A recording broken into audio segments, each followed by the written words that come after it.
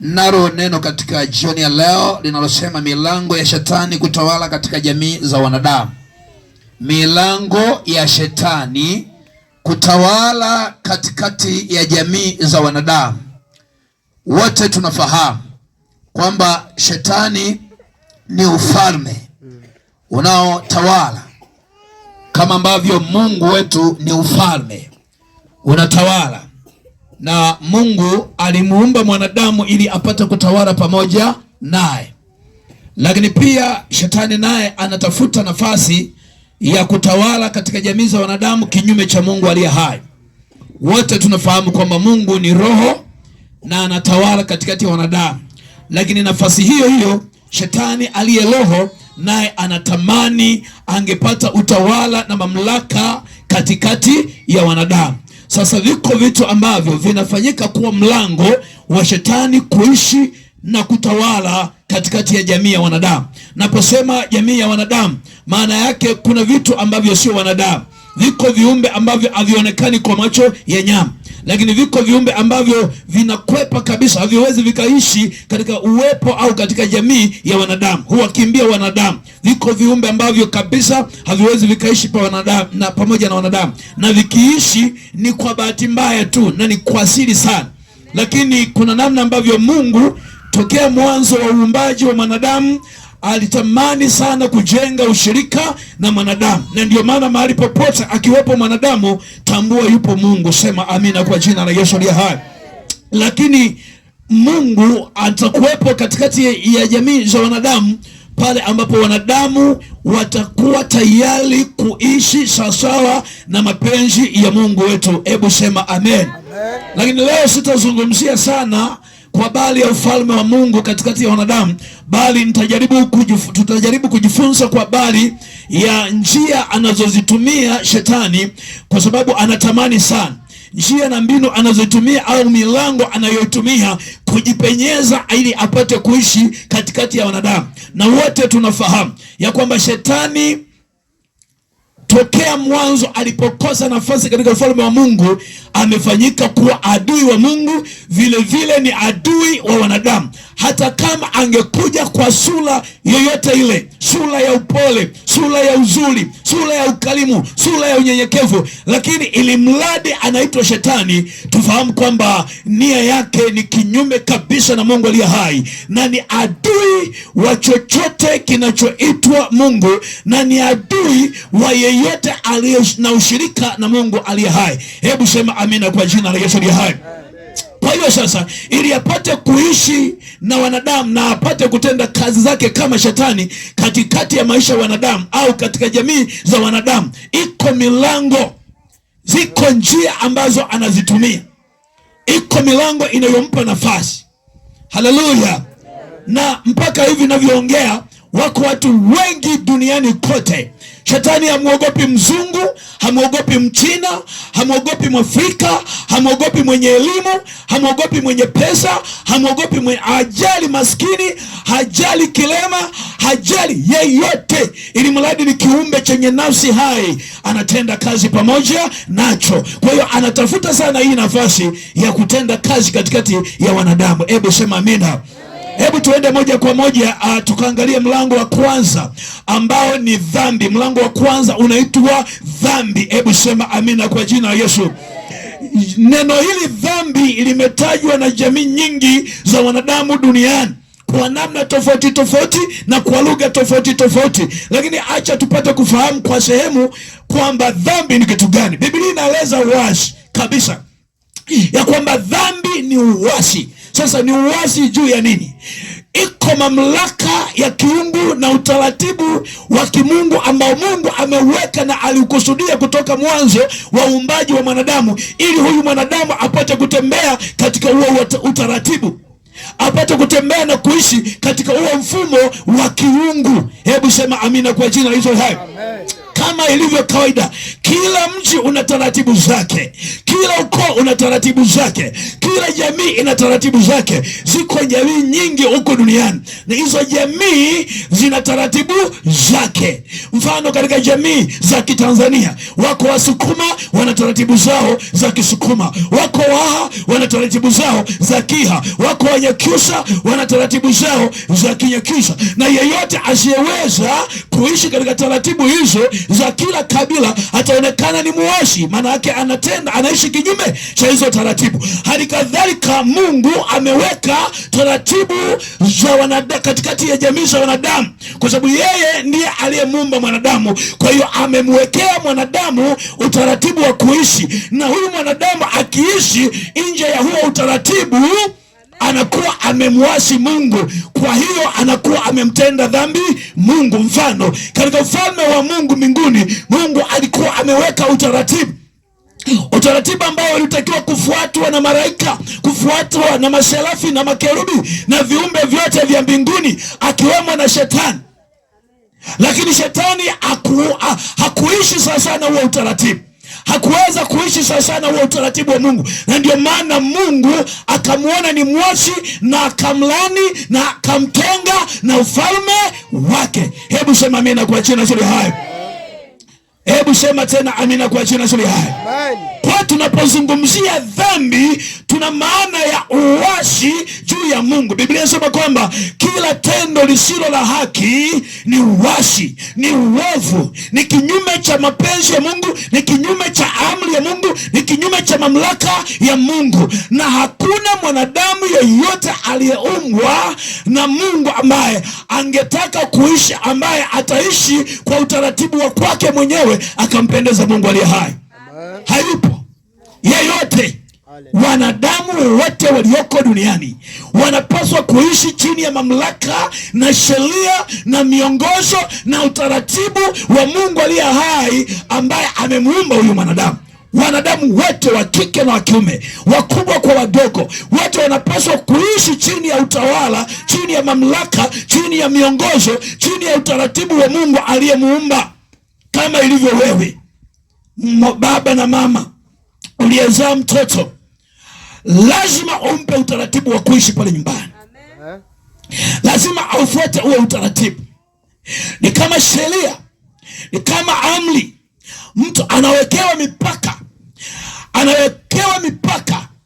ambayo kama akivuka anaonekana huyu mtu amekuasi wewe, amefanya kinyume cha utaratibu ulioweka wewe.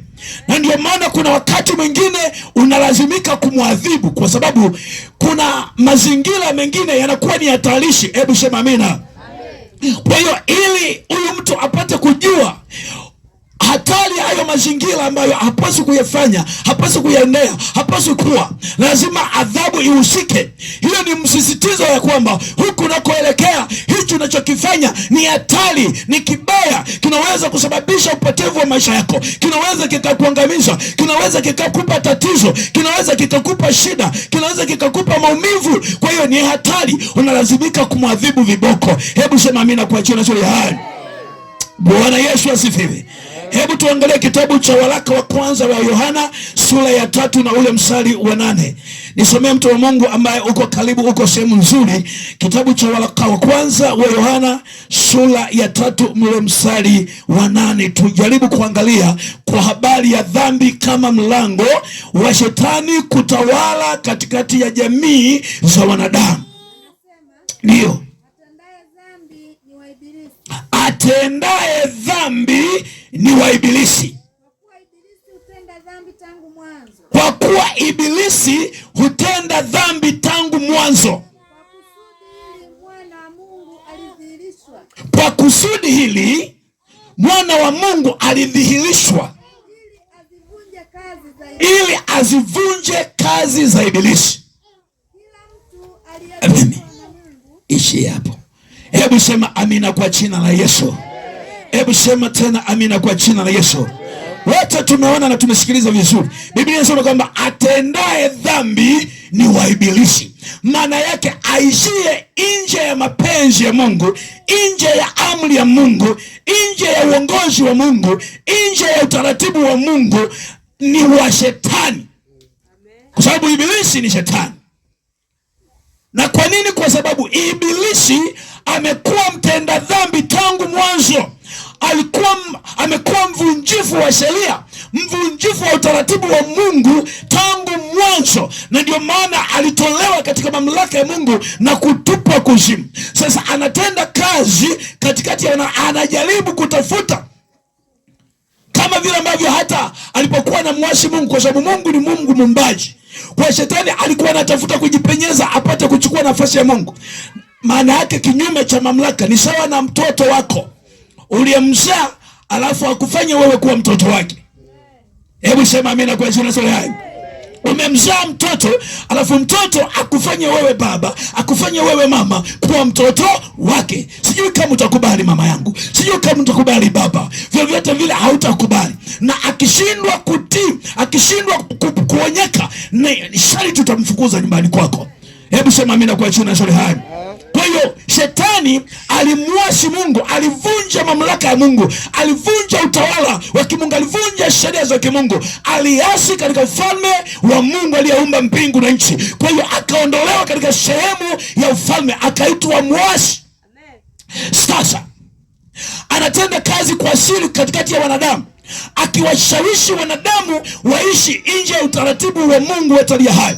Kwa hiyo yeyote anayeishi nje ya huo utaratibu anaitwa mtenda dhambi. Haleluya!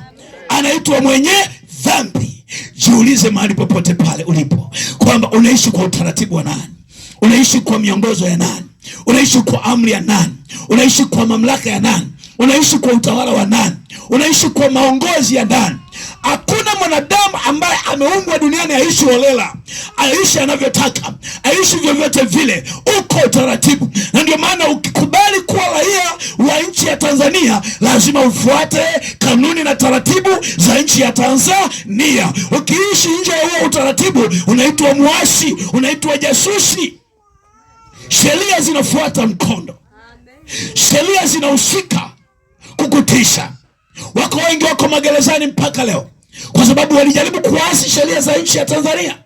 Hawakutaka kuishi sawa sana na taratibu za raia wa Tanzania, wakaitwa waasi. Halikadhalika katika ufalme wa Mungu wetu aliye hai, yeyote anayeasi sheria, anayeasi taratibu, anayetenda kinyume cha Mungu aliye hai, anaitwa mtenda dhambi. Hebu sema amina kwa jina la Yesu. Kwa yeyote aliyeamua kuishi vile anavyotaka yeye, pasipo utaratibu wa kimungu, pasipo mamlaka ya kimungu. Na hii mamlaka tunaipataje? Yesu Kristo alikuja akatufunulia, akatuonyesha, akatuelekeza kwa maneno na vitendo, akatupa miongozo ya namna inavyotupasa kuishi. Na yeyote anayemwamini Yesu anajiingiza automatic kwenye utaratibu wa ufalme wa Baba yetu wa mbinguni. Hebu sema amina kwa jina la Yesu aliye hai. Bwana Yesu asifiwe. Haleluya, mtumishi wa Mungu. Kwa hiyo yeyote asiyetaka kuishi katika utaratibu wa Mungu anaitwa mtenda dhambi. Maanake yule ambaye ameamua kufanya lolote analojisikia yeye, lolote analoliona yeye, lolote analofikiria yeye, anaitwa mtenda dhambi. Sasa ukiisha kuwa mtenda dhambi, maana yake unakuwa daraja. Shetani ni roho, anatafuta mwenye mwili ili apate kutenda kazi pamoja naye. Kwa hiyo wewe ukisha kuwa uko tayari kutenda dhambi, uko nje ya mapenzi ya Mungu, unampa mlango shetani wa kuingia ndani yako. Shetani anaweza katumia kinywa chako, anaweza katumia miguu yako, anaweza katumia mdomo wako, anaweza katumia macho yako, anaweza katumia mwili wako, anaweza katumia mikono yako kutenda chochote duniani. Na ndio maana anayeua anaweza kaua kwa mikono. Hebu sema amina kwa jina la Yesu aliye hai. Anayeloga anatumia kinywa kutambika na kuloga na kunuiza, alafu anaitwa muuaji. Na tunajua muuaji ni shetani. Kwa hiyo unaweza ukawa mtendakazi wa shetani na ukatimiza mamlaka na utawala wa shetani katikati ya wanadamu, vile ambavyo umekataa kuishi nje ya utaratibu, umekataa kuishi katika utaratibu wa Mungu aliye hai. Amen. Sema amina kwa jina la Yesu. Wako watu ambao wanapigana, wanaumizana kupitia mikono yao. Wako watu ambao wamesababisha fitina na mashengenyo kupitia vinywa vyao, faraka na chuki katikati ya wanadamu kupitia vinywa vyao, wameleta vurugu katikati ya jamii za watu kupitia vinywa vyao. Maana yake shetani ametumia vinywa vyao kuwakosesha na kuwafarakanisha na kuwafanya waishi nje ya mapenzi ya Mungu. Wengine wametumia miili yao kufanya uzinzi, miili yao kufanya uasherati, kufanya dhambi za kila namna kupitia miili yao. Kwa shetani ametumia miili yao kutimiza mamlaka yake, kutimiza mapenzi yake, kutimiza ufalme wake, kueneza ufalme wake katikati ya wanadamu. Hebu sema amina kwa jina la Yesu. Haleluya. Kwa hiyo dhambi ni mlango wa shetani kutenda kazi katikati ya jamii za wanadamu walioko duniani. Yeyote aliyeamua kuwa mtenda dhambi, aliyeikataa sheria ya Mungu, lazima atakuwa mtenda dhambi. Aliyekataa kuongozwa na Mungu, kuelekezwa na Mungu, kuishi sawasawa na neno la Mungu, anayeishi kwa matakwa yake mwenyewe, anafanyika kuwa mlango wa shetani. Kwa hiyo huyu hata angesema simtaki shetani, namchukia shetani, automatic atakuwa mtumishi wa shetani, atatenda kazi na shetani, atalala na shetani, ataamka na shetani, maana amekataa sheria ya Mungu, amekataa mamlaka ya Mungu, amekataa utawala wa Mungu. Kwa hiyo shetani atatenda kazi pamoja naye. Semeni amina kwa jina la Yesu. Dhambi ni mlango wa shetani kutenda kazi katikati ya jamii za wanadamu. Pasipo mwanadamu shetani hayupo. Pasipo Mungu, pasipo mwanadamu Mungu hayupo. Kwa hiyo Mungu anamtafuta mwanadamu, shetani anamtafuta mwanadamu. Lakini ili umkwepe shetani, lazima urudi kwenye utaratibu wa kimungu, urudi kwenye sheria za Mungu, kwenye amri za Mungu. Utafute Mungu anapenda nini, Mungu hapendi nini. Mungu anataka nienendeje, nitembeeje, niishije, nilimeje, nienendeje. Huyu Mungu anataka ujue, nataka kufanya biashara, nifanyeje, nataka kuoa, nioeje, nataka kulima, nilimeje, nataka kusafiri, niishije. Uishi kwa utaratibu wa Mungu, kwa miongozo ya Mungu, kwa maelekezo ya Mungu, kwa utaratibu wa kimungu. Unamfanya Mungu akae na wewe, atembee na wewe, aishi na wewe, alale na wewe, aamke na wewe, na utakuwa salama ukiwa katika uwepo wa Mungu wakati wote. Hebu sema amina kwa jina la Yesu. Lakini ukiwa nje ya huo utaratibu wa Mungu, unakuwa katika uwepo wa shetani wakati wote. Kuna watu wengi wanasikia mitaani, anasema shetani ni mbaya, shetani, lakini yeye mwenyewe yuko chini ya utawala wa shetani, na shetani anamtumia kumleta faida.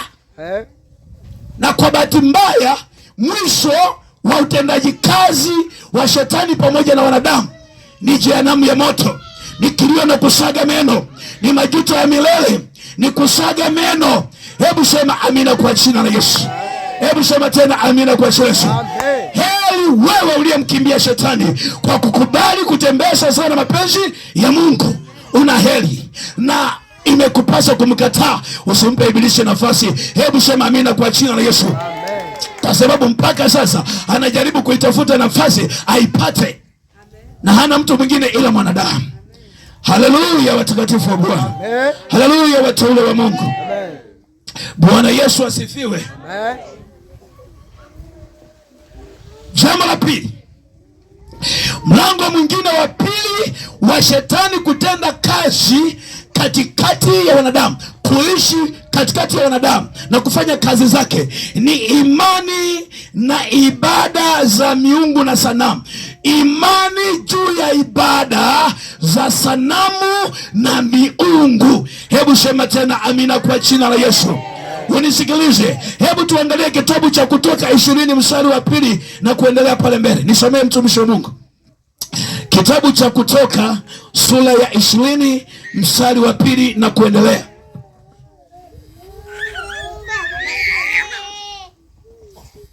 Naam, Biblia inasema, mimi ni Bwana Mungu wako niliyekutoa katika nchi ya Misri, katika nyumba ya utumwa. Usiwe na miungu mingine ila mimi. Usijifanyie sanamu ya kuchonga wala mfano wa kitu chochote kilicho juu mbinguni, wala kilicho chini duniani, wala kilicho majini chini ya dunia. Usivisujudie wala kuvitumikia, kwa kuwa mimi Bwana Mungu wako ni Mungu mwenye wivu, na wabatiliza wana maovu ya baba zao, hata kizazi cha 3 na cha 4 cha wanichukiao. Nami na warehemu maelfu na maelfu wanipendao na kuzishika amri zangu. Hebu sema amina kwa jina la Yesu. Hizi ni habari njema, sema amen. Mungu anajaribu kuwapa utaratibu wana wa Israeli baada ya kuwakomboa katika nchi ya utumwa, nchi ya Misri, nchi ya laana, nchi ya uovu, nchi ya mateso, nchi ya masumbufu. Amewaokoa kutoka huko, amewakomboa kutoka huko. Sasa akawapa utaratibu wa namna ya kuishi. Sasa anawaonyesha kwamba yeyote ambaye ataishi kwa utaratibu mwingine tofauti na mimi, akajichongea sanamu, akawa na imani juu ya sanamu, akawa na imani juu ya miungu, na akaisujudu hiyo na kuitumikia sanamu, inaweza ikawa chochote. Hebu sema amina kwa jina la Yesu. Inaweza ikawa chochote unachokitumainia. Watu wengi wanaishi kwa miungu, hawaishi kwa neema ya Mungu, hawaishi kwa nguvu ya Mungu, hawaishi kwa msaada wa Mungu. Wanatafuta msaada kwa miungu isiyoweza kuwasaidia, isiyoweza kuwaongoza na kuwaponya, isiyoweza kuwapa usalama wa maisha. Watu wengi, Biblia inaonya ya kwamba usijifanyie sanamu ya kitu chochote, kwa mfano wa kitu chochote cha vitu vya mbinguni. Kuna watu leo hii, kuna vitu ambavyo wanavichora, sema amina. Kuna mapicha ambayo wametumaini katika hayo. Wengine wanasema ni picha ya Yesu, wamebandika hapo. Wengine mpaka wanasujudia kwenye picha, wanasema ni ya Yesu. Mara ni picha ya Mariamu, mara ni picha ya Ibrahimu, mara ni picha ya Yusufu, mara ni picha hiyo. Wanajaribu kuweka imani katika hayo mapicha na kusujudu chini yake, na kujaribu kuomba dua, kuomba maombi chini ya hizo sanamu. Sasa namna hiyo ni nje ya mapenzi ya Mungu na ni chukizo kubwa. Mungu anachukia, na kwa sababu sasa ukitenda kinyume cha vile Mungu asivyotaka, tayari Mungu anakaa mbali na wewe na shetani anakuwa karibu na wewe. Ukianza tu kutumainia juu ya miungu, juu ya mizimu, juu ya vitu vyovyote ulivyovifanyia leo hii, hebu sema amina kwa jina la Yesu. Wako watu ambao wameweka tumaini juu ya mbuzi. Ukiona mahali kuna mbuzi aliyefungwa, amefungwa kengele shingoni, na ile kengele muda wote anayo, usiku na mchana anayo, analala anaamka ana kengele shingoni. Wengine mpaka wanafunga na ilisi, wanamfungia shetani ilisi. Wengine wanavalisha vitu fulani fulani, na wengine wanafanya ibada na mbuzi. Kuna mbuzi ambaye yuko kwenye familia, yuko kwenye ukoo, wanaukoo wote wameweka tumaini juu ya huyo mbuzi. Wanaenda kuomba dua juu ya huyo mbuzi, wanapeleka shida zao juu ya huyo mbuzi. Namna hiyo ni chukizo mbele za Bwana. Namna hiyo inaamsha hasira mbele za Bwana. Namna hiyo ni kuabudu miungu, ni kusujudia miungu, ni kuitumikia miungu kinyume cha Mungu aliye hai. Kwa hiyo kwa namna hiyo unamfanya shetani awe karibu sana na wewe. Shetani anakukaribia sana. Kuna watu wengi wanasema mimi nisipendi mizimu, mimi sinachukia mizimu, nachukia mapepo, majini. Sikiliza, wewe umekubali na jini kumfanya rafiki yako. Vile unavyoamini juu ya huyo mbuzi, unavyoamini juu ya chochote. Na si mbuzi tu, wengine ng'ombe, wengine kondoo, wengine makaburi, wengine kuna miti imejengwa kwenye majumba yao, kwenye miji yao. Ndani ya hiyo, katikati ya hiyo miti wameweka tumaini. Unapopita kwenye miji ya watu ukakuta wameweka vimsonge, kuna vitu wamechimbia wakajenga, wamejengelea hapo. Wengine wamejenga vimsonge, wameweka vidudu pale juu, vidudu vyeupe. Wengine wamechimbia ni vidoto. Ujue ni miungu ya watu, na mahali hapo wanafanya ibada na wanatoa sadaka. Sasa namna hiyo ni chukizo mbele za Mungu aliye hai, ni chukizo, na siku inakuja ambayo hasira ya Mungu itadhihirika juu ya hao watu waliomwacha Mungu na kuanza kutumaini miungu, kuanza kutumainia sanamu. Mungu ataamsha hasira na kuadhibu katika siku ile ya mwisho. Hebu sema amina kwa jina la Yesu.